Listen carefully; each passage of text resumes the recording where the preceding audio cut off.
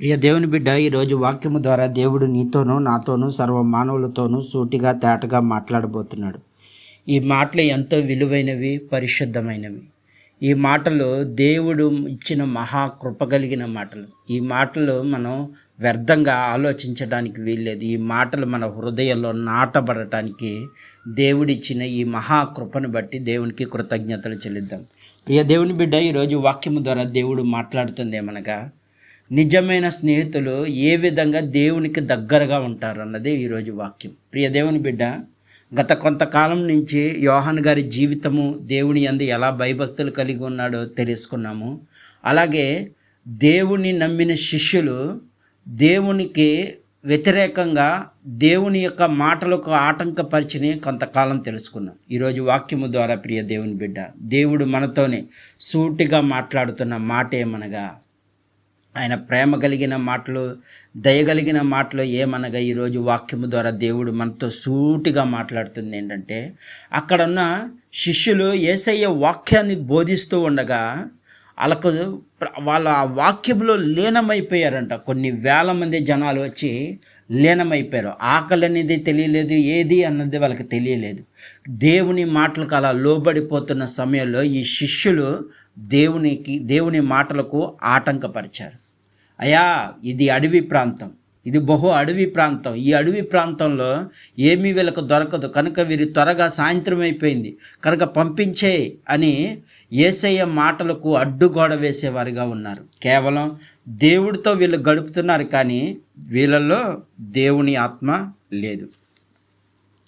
శిష్యులు ఎందుకనగా దేవుని మాటలు వింటున్నారే కానీ వారి హృదయంలో ఏమీ లేదు, దేవుని ఆత్మ లేదు. కానీ ఎప్పుడో యేసయ్య ఎక్కడో ఉన్నాడు, కొండ ప్రాంతంలో ఉన్నాడని తెలుసుకొని కొన్ని వేల మంది జనాలు వచ్చారు, కానీ వీళ్ళల్లో మాత్రము ఆ విశ్వాసము లేకుండా పోయింది. పైగా ఎంతసేపు వాళ్ళతో బోధిస్తావయ్యా, ఎంతసేపు వాళ్ళతో మాట్లాడతావు, వారు ఆకలితో ఉన్నారు, కానీ వాళ్ళు ఒక్కరు కూడా ఆకలేస్తుందని కూడా వారు చెప్పలేదు. కనీసం ఆయన మాటల్లో లీనమైపోయి ఉన్నారు. ఈరోజు వాక్యం వింటున్న ప్రియ దేవుని బిడ్డ, నిజంగా దేవుని మందిరానికి వెళ్తున్న నువ్వు దేవుని మాటలపై ఆసక్తి కలిగి ఉంటున్నావా? కానీ అక్కడున్న ప్రతి ఒక్క జనాభాలు, ఆ యొక్క జనసంద్రములో ఎవ్వరూ ఎదురు సమాధానం చెప్పలేదు. యేసయ్యను తొందర పెట్టేవారుగా ఉన్నారు. కొన్ని వాక్యాలు విందాము. మార్కు సువార్త 6వ అధ్యాయము 45వ వచనం. ఆయన జనసమూహము పంపివేయుటలో ద్రోణి ఎక్కి ఆ దరినున్న బెత్సయి యొద్దకు వెళ్ళిన ఆయనను తన శిష్యులు వెంటనే బలవంతం చేశాను. దేవుణ్ణి బలవంతం చేస్తున్నారు. త్వరగా వాళ్ళని పంపించే, వాళ్ళ ఆకలి అయిపోయింది కదా, ఇంకా ప్రార్థన అవచేసుకొని వాళ్ళు త్వరగా పంపించే అని దేవుణ్ణి బలవంతం చేసేవాళ్ళుగా ఉన్నారు. ఆయన వారిని వీడ్కొల్పి ప్రార్థన చేయుటకు కొండకు వెళ్ళాను. ఇక్కడ శిష్యులు దేవుణ్ణి బలవంతం చేస్తున్నారు.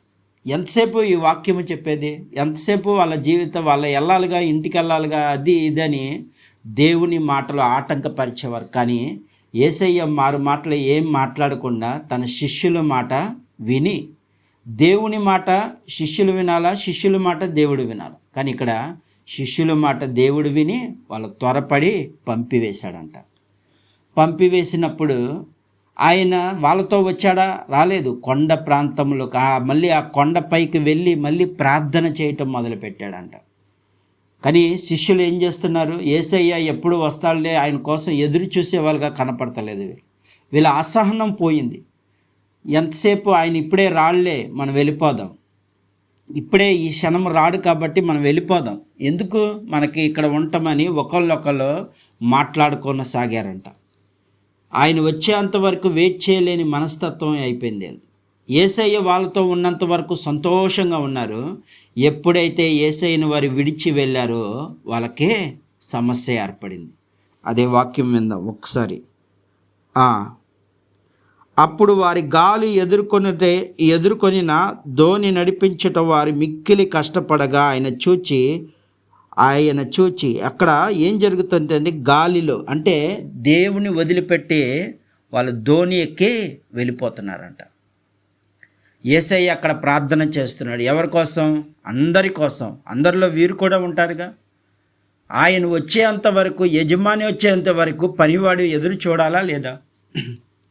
ఆయన కింద పరిచర్య చేస్తున్న వీళ్ళు ఎదురు చూసేవారిగా లేకుండా పోయారు. కానీ పాత నిబంధనలో మోషే సినాయి పర్వతం మీదకు వెళ్ళినప్పుడు యెహోషువతో అంటాడు, నువ్వు ఇక్కడ ఉండు, నేను వెళ్ళి దేవునితో గడిపి వస్తాననగానే 40 రాత్రులు 40 పగళ్ళు దేవుడితో గడిపి వచ్చే సమయానికి ఎవరు ఎదురుగా ఉన్నారు?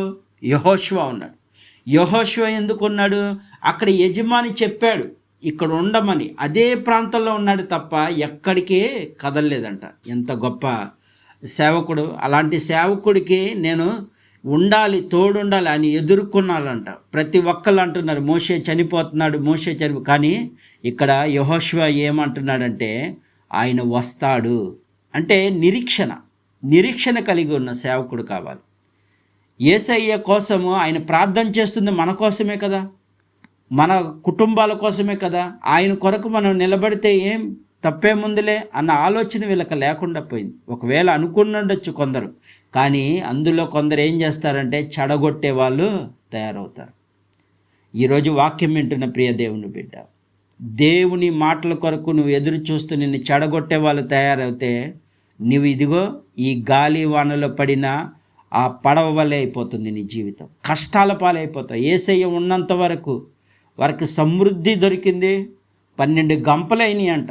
5 రొట్టెలు 2 చేపలు వాళ్ళు తినగా మిగిలిపోయి 12 గంపలై ఆనందంతో సంతోషంగా ఉన్నారు యేసయ్యతో ఉన్నప్పుడు. కానీ ఎప్పుడైతే యేసయ్యని విడిచిపెట్టి వచ్చేసారో, యేసయ్య మన కోసం ప్రార్థన చేస్తున్నాడనే విధి లేకుండా విడిచిపెట్టి ఎప్పుడైతే వచ్చేసారు, ఆ క్షణమే వాళ్ళకి శ్రమ మొదలైంది. యేసయ్యని విడిచిపెట్టేవారుగా ఉండొద్దు. ఈరోజు ఈ వాక్యాన్ని నేను ధ్యానించడానికైనా నాకు అర్హత లేదు, కానీ నా సహోదరుడు చెప్పాడు ఏమనగా, నేను ఈ విధంగా వీడియో చేయలేకపోతున్నాను, ఎవరు చూడట్లేదు, నా పరిస్థితి ఇది, దేవుడు ఏమో నాకు ప్రేరేపిస్తున్నాడు కానీ నేను చేస్తున్నానంటే అతను ఏమన్నాడు తెలుసా? నా సహోదరుడు, నా ఆత్మీయ సహోదరుడు ఏమన్నాడు? నువ్వు దేవుడు నీకు ఇచ్చిన తలంపుని విడవద్దన్నాడు. నువ్వు చేయి. ఎవరో ఎక్కడో నశించిపోయే వాళ్ళు ఉంటారు, దేవుడు ఊరికినే ఇవ్వడుగా ఎవరికి అలాంటి తలంపు. కనుక నువ్వు చేయి. నా పరిస్థితి, నాకు రూపాయి కూడా లేని పరిస్థితి ఏంటంటే నేను సహాయం చేస్తాను, నువ్వు చేయి అని ప్రోత్సాహం. నిజమైన స్నేహం అంటే అది.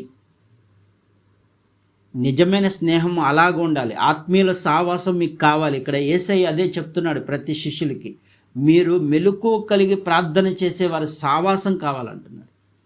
మెలకువ కలిగి ప్రార్థన చేసే సావాసం మీకు లేకపోతే ఇదిగో కోరి కష్టాలు తెచ్చుకున్నవాడు కావుతావు. ఈ రోజున ఆ సహోదరుడు నాకు చెప్పకపోతే నేను అసలు వీడియో చేసేవానే కాదు.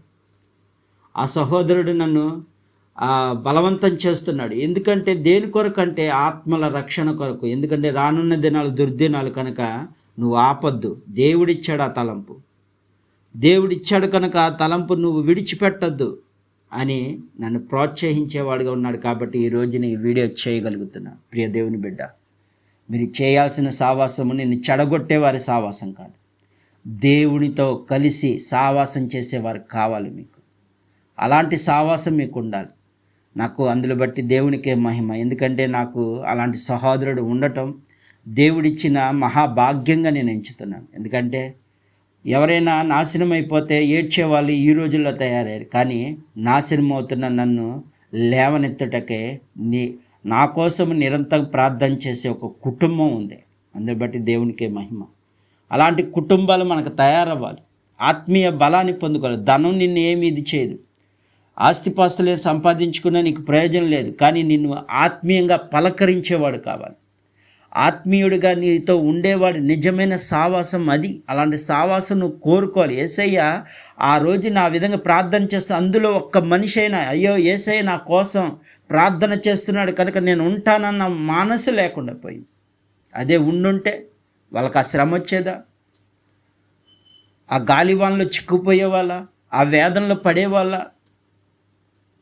ఈరోజు వాక్యం వింటున్నా. ఆనాడు వాక్యంలో కొన్ని రోజులుగా ఎన్నో మందిరాల్లో వింటున్నా, యేసయ్య ఉండగా ఆ తుఫాను ఆగిపోయిందంట. ఎంత గొప్ప దేవుడు మన దేవుడు. అలాంటి దేవుడిని విడిచిపెట్టి నువ్వు ఎంత దూరం పోతావు? పోయి నరకంలో పడుట కంటే ఇదిగో నీ ఆత్మీయ సావాసాన్ని బలపరిచే, నీ ఆత్మను బలపరిచే సావాసం చేయమని దేవుడు ఈరోజు వాక్యం ద్వారా సెలవిస్తున్నాడు. ఆత్మీయ సావాసం చేస్తావా? లోకంలో ఉన్న సావాసం చేస్తావు. లోకంలో ఉన్న సావాసం అయితే నువ్వు కోరి కోరి కష్టాలు తెచ్చుకుంటావు. ఆత్మీయ సావాసాని కొరకు ప్రార్థన చేయండి. నాకు ఒక ఆత్మీయుడు కావాలి దేవా, యెహోషువ లాంటి ఆత్మీయుడు కావాలి, మోషే లాంటి ఆత్మీయుడు కావాలి. అలాంటి వాళ్ళు నీకు అండగా ఉంటే నువ్వు ఈ ప్రార్థన వీరులు నీకు తయారవుతారు. అలాంటి వారు ఉన్నందుకు, నాకున్నందుకు నేను బహుగా దేవుణ్ణి కృతజ్ఞతాస్తుతులు చెల్లిస్తున్నాను. మీరు కూడా అలాగే కృతజ్ఞత కలిగి ఉండాలి. ఈ కొద్ది మాటలు దేవుడు దీవించును గాక. ఆమేన్.